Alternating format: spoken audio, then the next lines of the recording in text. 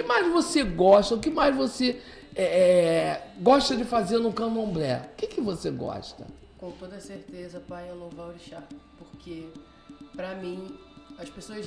Antes, quando eu era no meu olhar de fotógrafa, o candomblé só era sala, só era o dia do candomblé. Eu tirava as fotos ali e via os santos ali, eu já achava aquilo incrível. Ver as pessoas dançando, aqueles santos, aquela energia que a gente tem quando a gente vai em candomblés. Hoje, como iniciada e quase uma ebome, uma pré-ebome, né, como você costuma dizer, o que eu mais gosto é dos dias de funções internas, tipo um labé, que é quando a gente tá fazendo as coisas pra orixá, né? É toda a energia que a gente sente, que a gente vive, é a gente poder bater palma pro nosso orixá, a gente poder louvar o nosso orixá. Pra mim, além da cozinha, né? Óbvio, eu adoro cozinhar, adoro fazer comida de santo e tudo que se refere à cozinha, eu gosto muito.